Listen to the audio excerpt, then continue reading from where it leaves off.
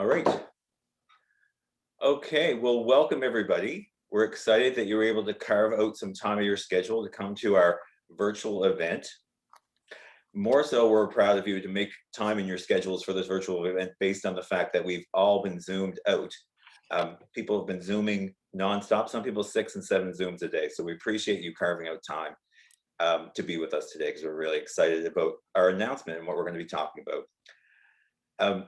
Starting us off, we wanted to recognize that we're going to have a number of speakers with us today from across the country, coming to us from traditional lands of several First Nation territories. We wanted to acknowledge those collectively. We also want to recognize that our virtual session is originating from Mi'kma'ki, the ancestral and unceded territory of the Mi'kmaq people. So we want to invite you to acknowledge that with us today. We also will have a question function in the chat area. So if you have a chat or a question, you can enter it in chat.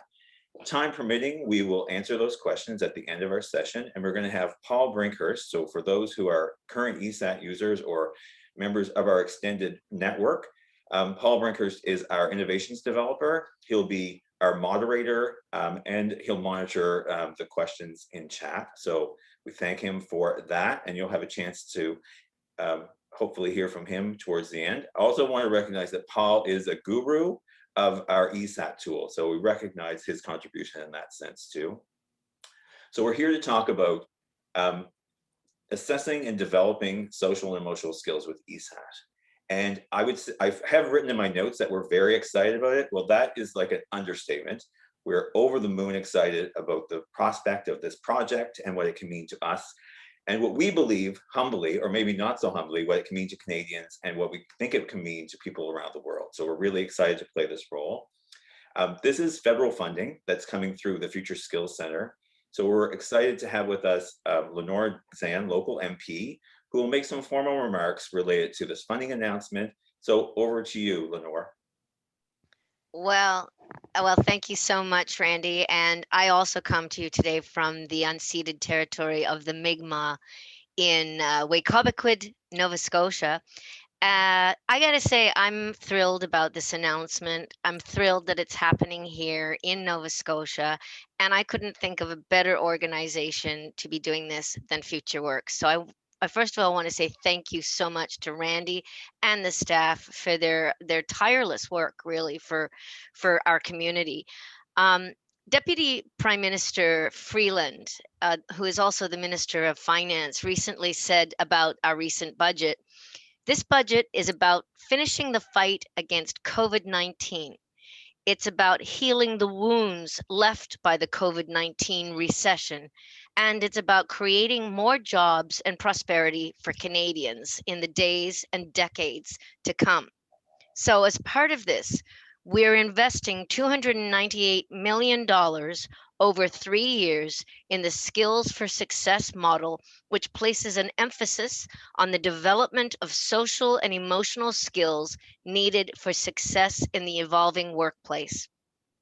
This federally funded Future Skills Center has been supporting work on the importance of social and emotional skills for some time, including the provision of funding for the project that we're announcing today, $1 more million, to investigate and to build on the success of the Employability Skills Assessment Tool, or ESAT, as Randy mentioned, created right here in Truro by Futureworx Society and now in use across Canada. So I want to say your federal government is proud to support organizations like Futureworx, who are looking ahead and working to ensure that Canadians have the skills needed as we all adapt to new technology, greater competition, and challenges like the COVID pandemic, which we will overcome thanks to the hard work of our health professionals and the commitment of people across Canada to follow the health guidelines. So on behalf of the federal government of Canada, congratulations to Futureworx, and thanks so much for the ongoing work of the Future Skills Center and its affiliates. Stay well, everybody. Great, thank you, Lenore, we appreciate that. Now, if we could clap virtually, we'd be clapping right now for that. So we appreciate your support on this and other times we've called upon you, so thank you very much. Just to situate a little bit about this initiative for people that are hearing us maybe for the first time about this project, and to give you a little sense of what Futureworx does. Futureworx has been in existence since 1984. Our overarching approach to this work is helping people realize their potential at home, at work, and in community.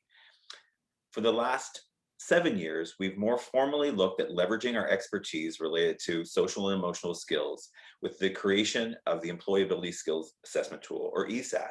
Now, that's a cloud-based tool, cutting edge, that facilitates the acquisition in an appreciative and structured way of social and emotional skills. And we say the word skills with intention, meaning they're acquirable, they can be measured, they can be supported in development, and they can make a huge difference in someone's ability to get and keep work. We all are hearing about the changing face of the workplace, future of work, artificial intelligence and automation, sometimes shoot terror in people's hearts. The thing we have to realize is that change is a pace that we're not going to stop. But what we can do is prepare ourselves better for the future of work. One of the ways we can do that is by focusing on those unique human skills. From our perspective, those are social and emotional skills, and those are the skills that set us apart from automation and AI. They're the skills that you could argue are in demand now, but they're definitely going to be in demand in the future. And I think we should really have a pause on that, because the importance of that piece cannot be overstated. That the future of work, in almost every research that's being done, shows that social and emotional skills, those human skills, are going to be the skill deficit as we go forward. You can look at Conference Board of Canada's quotes. You can look at quotes related to several other organizations nationally, World Economic Forum. The reality of it is, across this globe, social and emotional skills and human skills are in short demand, and they're highly desirable, admirable, and they're the difference between getting a job, keeping the job, and laddering within that employment. So we're excited to play the role. The other thing I want people to think about is, it's one thing to say social and emotional skills are important. I think we can all appreciate that they are. There's another thing to say, so how do training and educational organizations respond to that new need? And one of the things we think is really important is to invest in tools and curricula to support that, to give teachers and educators and trainers the tools and skills that they need to be able to facilitate their learners, their students, with the skills that they need for success in the future. And Lenore touched on it. Currently, ESAT's available across the country and is being used in many different applications. We've seen firsthand the impact of addressing social and emotional skills in an appreciative, adult-focused manner. We've seen young people make transitions from school to work with increased ease with the adaptation of social and emotional skills. We've seen new Canadians. We've seen people struggling with transition or entry into workforce be able to help significantly by the structured, intentional addressing of these skills in programs and interventions. Phase 1 of this project was looking at feasibility. Is it reasonable to have ESAT be looked at more closely with more scientific rigor? What we found out is that it's a promising initiative that requires more intentional research and review. We're excited to see this lens be brought to our tool, and we're excited to see this lens allow us to structure and intentionally share more broadly and make the tool scalable across many applications. Laura mentioned the Future Skills Center, and this funding actually comes from the federal government through Future Skills. We're really excited about the support and belief in our approach that Future Skills Center has shown. Their staff has been wonderful to support us in terms of orienting us to a lot of the new funding vehicles and streams. We also see this as situated in a much broader context and landscape related to the skills that Canadians need for success in the future. So we're fortunate to have with us Desiree Lopez, Director of Programs with the Future Skills Center, to do a little presentation and to bring the lens of the Future Skills Center to our presentation today. So Desiree, over to you.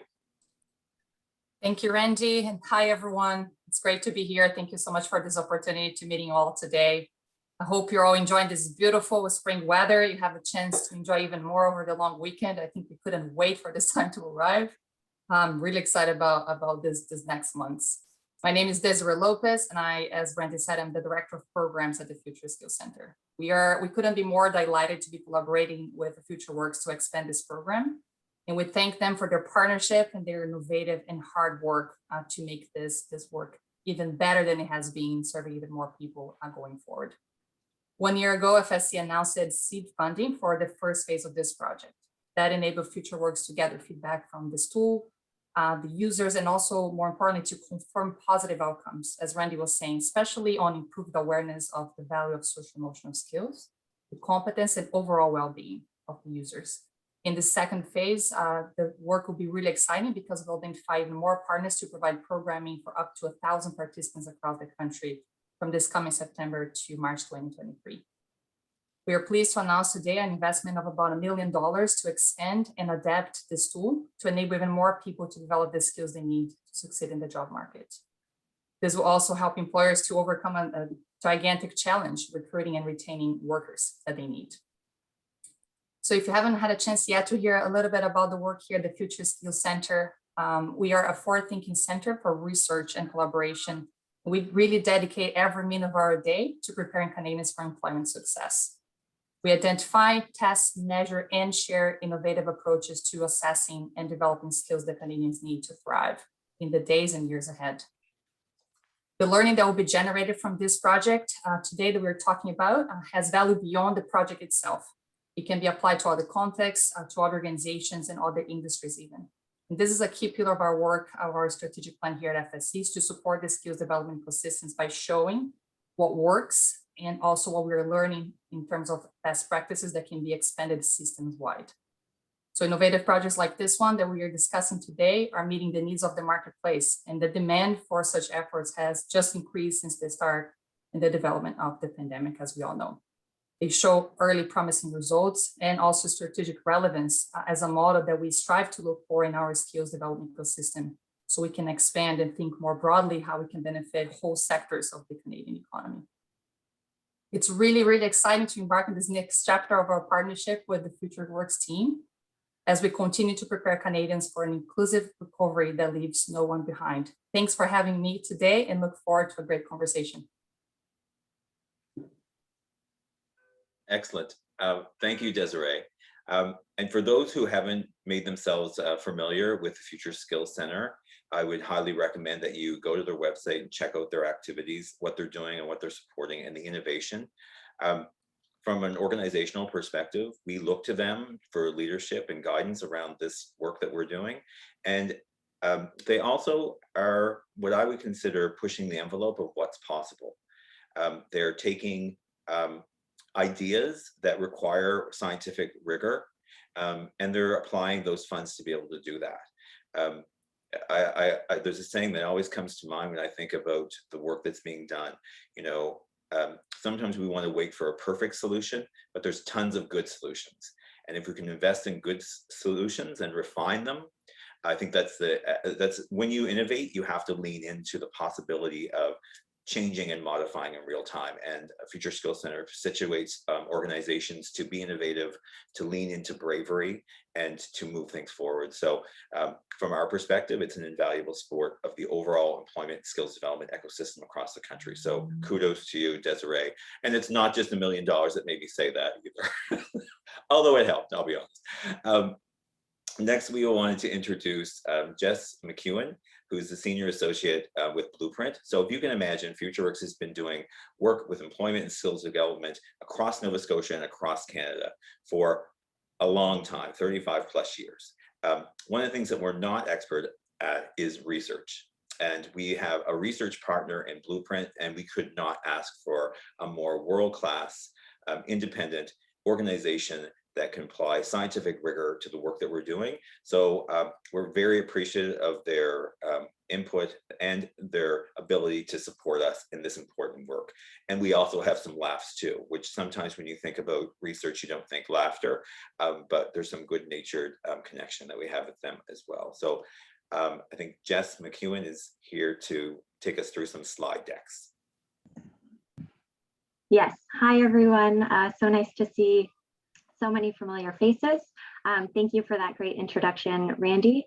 And I would just like to echo what a pleasure it is to work with Futureworx on this project through partnership with FSC. So just a bit of background about Blueprint. We are a nonprofit that does research on social programs, and we are a consortium member of FSC, and we are the evidence generation lead. So what that means is that we are on the ground working with partners directly on the research, designing and implementing the research. So for the first stage of this project, I'll give a bit of a summary of what our goal was, the key findings and the recommendation, and then I'll jump into what our plan is for the next phase. So firstly, our goal for phase 1 was to understand how ESAT is used, how it's perceived by the users, the organizations, and the staff using it, and how ESAT data might be applied towards more rigorous evaluation activities in the future. And so that involved a lot of working with Futureworx about thinking their long-term evidence generation plans. Some key findings from that phase, which came through a survey of staff and some interviews, and I see some familiar faces on this call who participated in that research, was that staff generally perceive positive outcomes for participants when using the ESAT tool. And so these outcomes included improvements in self-awareness of their social emotional skills and their well-being. Another key finding is that there is ample variability in ESAT use and implementation, and staff identified several implementation factors as key to success. So a few of those are the importance of buy-in across an organization, the importance of having resource capacity to implement the tool, the importance of including more than one perspective from staff or employers whenever possible, and the importance of integrating social and emotional skills across programming, and the importance of debriefing with participants the results from the tool after programming is complete. And so from all of these findings, the key recommendation is that ESAT holds a lot of promise for workforce development programs across the country, and that we would suggest taking a multi-phased approach to continued research with ESAT, with each activity laying the groundwork for more robust activities to follow, in line with a long-term evidence generation plan. So for phase 2, our goal is to evaluate ESAT's implementation processes, outcomes, and validity across a range of contexts to inform understanding of its scalability as an effective social and emotional skills assessment tool. So our proposed activities can be broken into 4 main categories. Firstly is preparation for the evaluation, which is ongoing currently.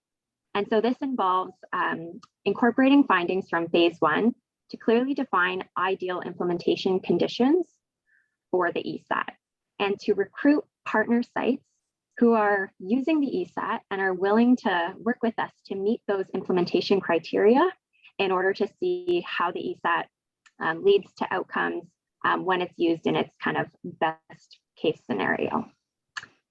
The second proposed activity is to actually strengthen the ESAT before diving into this project. And so this involves building on the logic models and some of the findings from phase 1 to create a robust theory of change, to also support preliminary validity testing using some of the data that we received in the first phase, and then to revise the ESAT based on findings from that preliminary data validity testing and from some of the recommendations that came directly from staff in phase 1. Then after that, we will actually dive into the evaluation, and that is scheduled to start in September of this year, which is very exciting. And so during the evaluation, we will be working to understand more details and nuance about how the tool is actually implemented on the ground in so many different programs and contexts across the country. We will be looking at the outcomes for participants, so including the ESAT scores themselves, but also then tracking after the program, what happens to these participants? What are their education and employment outcomes? And then also talking to the participants themselves and understanding their experience using the tool and their satisfaction with it. And lastly, after about a year to a year and a half of actual programming running and collecting all of that data with staff and participants, we will be then testing ESAT's validity based on all of that data that is collected. And so that will involve inter-item validity, so looking at the results of the scores kind of within the tool to see if skills are in alignment. That will include predictive validity, seeing if the scores align with the employment outcomes, convergent validity, seeing if the scores align with a different tool that also measures social emotional skills, so those sorts of things. So That's a quick summary of where we're at and what the plan is. And we are extremely excited to dive in and continue working with Futureworx on this project. And I'm happy to answer any questions about the research when we get to the Q&A period, if there are any. So thank you. Excellent. Thanks, Jess. And I just want to say, this is like a love festival. So much love. And I always say, you know, if you can do great work with great people, it doesn't get any better than that. So to be able to enjoy the work you do and do great work, I think that's awesome. So we certainly feel blessed on this project. If you look at the slide that's up right now, we are looking for program partners. So if you're listening to us today and you're either a current ESAT user or you're someone that's heard what we're talking about related to including social and emotional skills within your program delivery in a structured and intentional way, definitely put your hand up. I meant that figuratively. And let us know. If you are selected for participation in the project, it'll come with training and implementation supports, and it'll come with financial supports and incentives. So you can make your interest known by using the ESAT platform, or you can do it via the email noted on this page, Krista Giddens, which is noted there. And I think if you want to screenshot it, you'll have it for your records, but definitely give us a shout because we're looking for partners. So that is drawing us to the end of our presentation in terms of formal bits. I do want to say a couple of things before we end. Definitely thank you to Future Skills Center, Blueprint, and Lenore for participating in our event. For all of you listening today, we are over the moon excited about this project, and we're excited that you carved out time in your day to participate with us. And I'm hoping it's an indication of your belief in the importance of social emotional skills in your initiative, and maybe in your life, and maybe in the Canadian context, and maybe even a global context, which sounds lofty, but I believe that it's that pivotal in terms of where we need to go. For us, organizationally, we're absolutely excited to even play a small part in preparing Canadians for the workplace of tomorrow. So we're celebrating that piece. There's work for all of us to do, and I think it's what I want us to resound on. There's work for all organizations and individuals to do, whether that's on a personal level or an organization and deliverable level, to prepare all of us and our children for the workplace of tomorrow. Some things I just want us to pause on. When we're looking at skills development, I think it's important to have a lens of let's not leave anyone behind when there's a transition and there's a global shift. I want us to kind of pause on that.